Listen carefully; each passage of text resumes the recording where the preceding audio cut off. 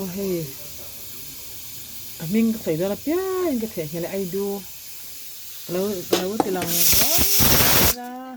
món mình thân chú video cái lạc cầm lại nô bằng ảnh bên thung đi có cái lạc hẳn là wa lạc lẩu có uy tổ xia hẳn mỏ to kinh cái rồi cái đó nữa thế cái đầu thịt khá nữa Aidu hiện sang về ngay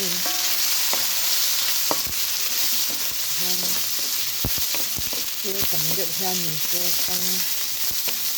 vài chỗ có bên hàn phân đã thì cái chị em mà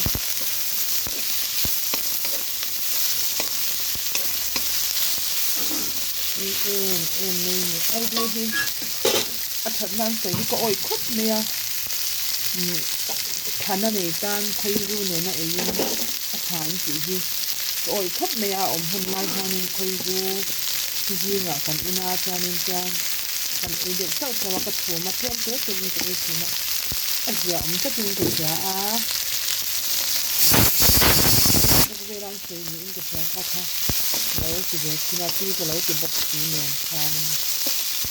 lo ti ve kin ma se khana ni ho khan ve ta ko ni in sa tat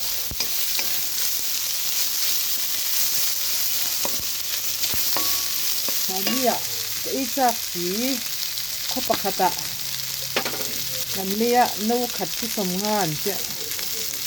tàu cho cái gì mà chứ cái chắc tổ bốc chứ làm lia thì cái ống nó khỏa cho nên rồi ngang mày gì sầm ngan mà nó như gì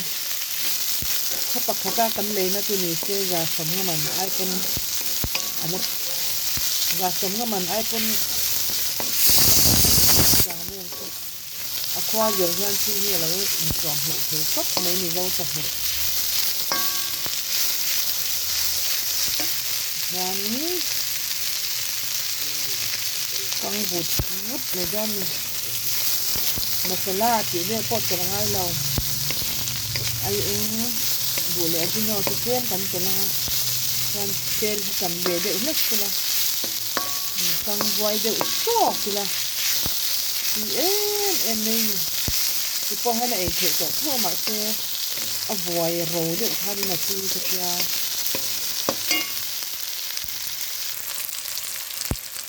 thì po cái là va rồi thì phải ăn ngay chẳng thì cần rồi là bằng thì tụ avoid to lắm bằng ăn thì anh mà ăn chả là har đây còn khác về lẽ thì cần ăn cho nên đuôi là ăn mà thì na cái cần đầu lắm bằng ảnh cho nên tốt là mà chỉ biết ảnh sáng kia sang ảnh cho là har đẹp nhất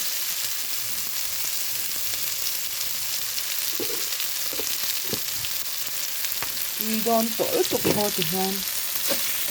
thế thành nó có cái bằngนี่กระดูกอังด้านส่วนนี้เราเองฟังต่อดีโดนงังนี้ให้ตีอังกันที่ส่วนนี้ตุ้ยเราใช่ละงานดันปวดโตเกนี่ไอ้ดูอันโดนจนะเรากังเวรอู้อย่างนี้ตัวตุ้ยแบบนี้